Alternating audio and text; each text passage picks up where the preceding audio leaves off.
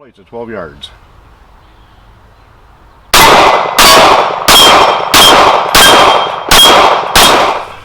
The Sig P365XL, a couple of firsts here on Rider's Range. It's our first dedicated carry gun with an optic. It's our first true 1,000-round review, and we did the initial look at this about a little more than a month ago, and we'll post a link to that video. So some questions are going to come up. How did this gun run? Were there any issues with it? How did I like it? What changes did I have to make to it? What did I like? What did I not like? Did the Holosun HS507K work well? Did it hold zero? We actually answered that in another video, but we'll get to it. So all of those questions and more we're going to answer here on Rider's Range coming up. Stick around.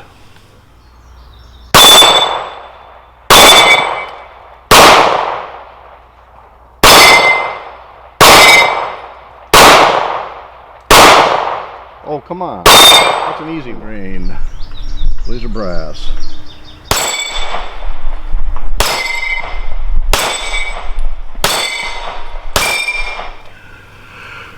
All right, to start with, you're going to notice a couple of changes on this gun since we first showed it. We did mention in that original video that one thing we didn't like about the 365 line in general, and again, we do have another 365 here, the non-XL model. One thing we didn't like about either of those was the circumference of the grip. It was just way too small, and I did mention that by putting the Hogue handall grip on my original 365 made a big difference. So we got one for the 365XL, and right now is where I got to give a shout out to Hogue, by the way. I ordered one directly from Hogue and paid for it online, and they sent it priority 2-day mail.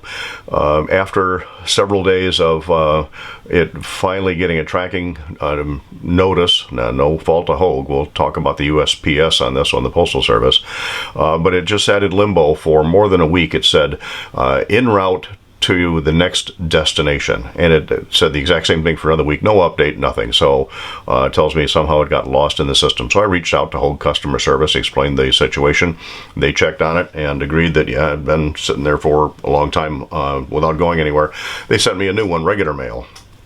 And 4 days later, the one they sent by regular mail showed up, and at the same time, the one that they sent by 2-day priority mail also showed up. They didn't charge me for the second one. I did just mark refused on it and send it back to Hogue. But again, shout out to Hogue customer service. So this Hogue Handall Junior grip does make the circumference of the grip much nicer. It provides a really good feel to the gun. A lot of people don't like the finger groove, but it just falls in just the right place. Also adds just a little bit under the beaver tail, and this makes this gun eminently shootable. Now, it was a royal pain to install, but once I got it in there, it's not going anywhere. It's not slipping around. It's not moving. So it's a wonderful addition to it. Second thing you'll notice is the trigger is a little different. The stock trigger was a straight trigger from Sig. I do like the straight trigger. However, the trigger has a tendency to pinch my finger, and I ride real low on the trigger, and I'm actually running my finger along the bottom of the trigger guard as I'm working the trigger. By the way, this gun is empty. We'll take the magazine out. We'll get back to the magazine in a minute. So the gun is completely empty. But my trigger finger actually works along the bottom of the trigger guard. And then when I'm releasing the trigger, the other trigger would pinch my finger between the trigger and the bottom of the trigger guard. And I thought that a straight trigger with just a little bit of a hook on the bottom would solve that problem, but it didn't. It got very uncomfortable to shoot this unless I was shooting with gloves on. So I reached out to Armory Craft, and they list 2 different triggers. These are very nicely machined pieces, by the way. You can get one that's straight, you can get one that's slightly curved. The straight trigger is on back order for who knows how long, so I ordered the slightly curved, although you can see it's much less curved than the standard curved Sig trigger. So works out really nice. It was a challenge to install it, but Certainly not as easy as something like a Glock, but I got it in there, and it makes a nice addition to this gun. So this gun stock from Sig came in with about a 4.5 pound trigger pull. After putting in the Armory Craft trigger, it is now around 3.5 pounds. However, the trigger is only the trigger itself, not any of the internal mechanism. So I attribute that reduction in trigger pull to a couple of things. Number one, putting well over 1,000 rounds to this gun now, plus countless dry fires. But also the fact that when I put the trigger in, I took the entire mechanism apart, greased everything up, all of the contact points, everything where there was a wear mark on any of the mechanism, I greased and lubed. So I think between the wearing it in and a good proper lubing on the inside helped reduce that trigger. It's a very, very nice 3.5 pounds now. The little bit of take up. You can feel a little bit as it's working the mechanism inside, but it's not gritty, it's smooth. And then a nice, really clean break. And relatively short, but very tactile reset. And a very nice trigger now. I'm very, very fond of that particular trigger. All right, so the Hogue handle, the Armory Craft trigger, and one other thing that I found real important on this is changing the base pads on the grip. Now, the standard 12-round magazine that comes with this is flush, and my finger, I don't have real large hands. My finger just barely hooks on the bottom. So, Tactical Development makes a slightly extended base pad for the standard 12-round magazine, and they also make an extended base pad for the 15-round magazine. Now, doesn't change the grip much with a 15, but it does, to me, look a little bit better. Here's a standard Sig magazine, 15 round, and by the way, the same magazine, just to change the base on this. Same magazine works in the XL and the regular 365. But from the Tactical Development, the base pad, you can see, has just a little bit of a hook on the back. Just fills in the contours just a little bit better and looks nicer to me. Now, they also make these for the regular 365, and actually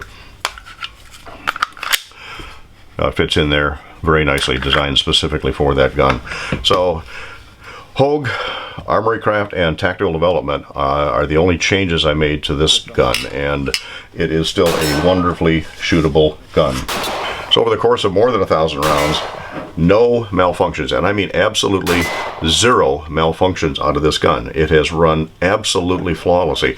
I didn't even clean it until probably around 800 rounds. I did lube it when I first got it. I just lubed the normal lube points on it and immediately took it out and started firing it. After about 400 rounds, I took it apart and looked at it and put a couple more drops of lube on it, didn't clean it, stuck it all back together. And actually the first time that I did a field cleaning on it at about 800 rounds, so the first time I cleaned the actual mechanism was when I put the trigger in well after 1,000 rounds. This thing has shot reloads, my reloads, a couple of different weights. It shot 115, 124, 147 grain, and toward the end of the review, I took a mixed handful of old ammo that I've had lying around, all different kinds, just grabbed a handful of it and loaded a magazine up it, and it ran flawlessly. So this gun is also wonderfully accurate all the way out to 50 yards. It's a great plate gun at 12 yards.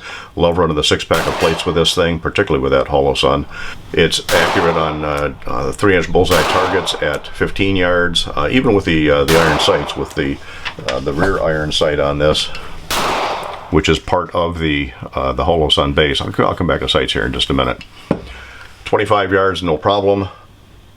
And 50 yards, no problem ringing the 12-inch and even the 10-inch steel plates at 50 yards offhand with this gun. And I had my Challenge Targets portable Texas Star set up on the 50-yard line. Only because that's where the highest berm is, and shooting a Texas Star, I want a higher berm. And I did quite a bit of shooting on the Texas Star with this gun at about 10 yards away from the Star. Worked out real nice. I left the Star set up there, and then when I was back at my normal shooting point 50 yards away, I said, what the heck? And I actually ran the Texas Star. Now, I didn't run it flawlessly. It took me a number of shots to get all 5 plates down, but those are 6-inch plates at 50 yards. This gun does absolutely wonderful with it. In short, this gun runs everything that I'd ever want to shoot at it. I've carried it daily. I've carried it inside the waistband, outside the waistband. I've carried it in a Versacarry holster that wasn't even designed for it, but it works. Of course, that makes the sight stick out a little bit farther. I bumped into doorways a couple of times with that sight sticking out, and no damage to the gun, no wear on it, and I've done a tremendous amount of practice drawing and reholstering this gun. There's no noticeable wear on it yet. And all this is coming from a 1911 guy, which is, by the way, one of the reasons why we got the manual safety on this particular gun. But it has been absolutely phenomenal. Putting the Holosun sight on it was easy. It's just a matter of taking off the Sig sight plate and rear sight. By the way, this is a tritium type rear sight, and the screws come from underneath the slide up into the sight. So it's just a matter of taking the slide off, taking that sight off. The Holosun came with screws that fit right onto that sight on the Sig slide. So it's just a simple part swap. No problem to do that. And again, I'll make sure that you've got access to the video on the Holosun, and that'll give you more details about that. So this, again, has been a daily carry gun for more than a month now, and very, very happy with it. So some likes and dislikes. So the first thing I'm going to do is start with the dislikes, and some of these are nitpicky. First of all, we talk about the magazines. Magazines are not cheap. $45 for a magazine. And they're a little tough to load those last few rounds into. I normally don't like using up-load or cheater loaders, but on these magazines, to get the last couple of rounds in, whether it's the 12 or the 15 round, I still have to work at getting those last couple of rounds in. I didn't like the trigger pinch. Again, we already mentioned that. And this gun gets hot. Now, in most situations, you're not going to be shooting 100 rounds just as fast as you can swap magazines, but this gun does get hot, and it got hot all the way down into the original trigger. The Armory Craft trigger, not so much. I didn't like the grip circumference. We already mentioned that one. I wish the thumb safety were larger. Again, I'm a 1911 guy. I like thumb safeties, and when I shoot this, I ride the safety, and I would like it if it were a little easier to work. I've gotten to where I can work it with no problem, but it would be nice if the paddle were just a little bit larger. This is ambidextrous, of course. For me, I'd like the left side paddle just a little bit larger so I could run it more like a 1911. Those are the nits and picks. Not much. But we get back into the trigger, and simple replacement of the original trigger with an Armory Craft trigger, and works out very well. The magazines, easy to change the base plate from Tactile Development. The grip, easy to fix from Hogue. There are other grip modules available for this particular gun. A couple different companies make them, but I haven't tried any yet. I don't know if they're actually going to have a bigger circumference or not. It'd be nice if they would, because it'd be nice to get something that doesn't have to have a grip sleeve, although again, this grip sleeve works out very well. Magazine release functions absolutely wonderfully. It doesn't really hang out there. It's stiff enough so that it doesn't snag on things to inadvertently release the magazine. It does have a mag well on this gun for making insertion of magazines just a little bit easier. There's a slight flare at the bottom. Like all of that, I've already mentioned the reliability, the accuracy, the general shootability, and this is, to me, it is the perfect compromise for size, capacity, carryability, shootability for a carry gun. In short, I love the gun. So again, this is coming from a 1911 guy. This right now is my carry gun, although I have to admit I am looking at the new Staccato C Duo with the Dawson Universal Optics. That capacity is a little less, the gun's just a hair bigger, but I still like my 1911 style. So anyway, that's the wrap up on 1,000 rounds on the Sig 365XL with the Holosun 507K optic on it here on Rider's Range. Great carry gun. Almost a convert to striker fired, as long as I can have my manual safety on it. If you like these videos, we appreciate a thumbs up. Comments on this video down below, we appreciate them. Comments get good discussions going back and forth, and they do help us get a little bit higher in the YouTube ratings, so you can find us a little bit easier. Comments on anything else, send them to info@ridersrange.com. And if you haven't already done so, please subscribe. Click on the notifications bell so you know what's coming up on Riders Range. Check our website, www.ridersrange.com. And once again, 365 XL Holosun 507K, 1,000 round plus review. I'm still carrying the gun. I still like it. I want to thank you for visiting Riders Range.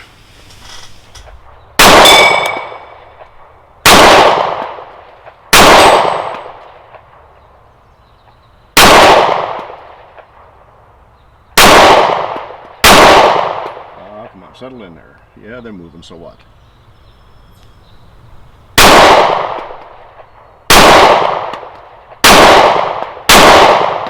Now you're just spraying.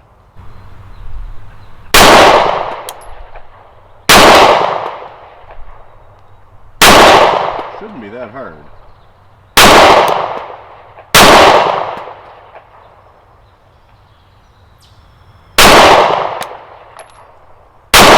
There, 2 left.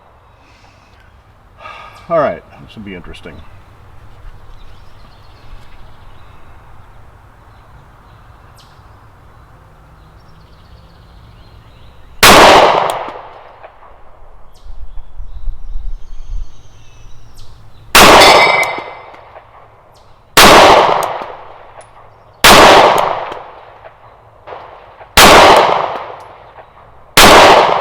Trigger control.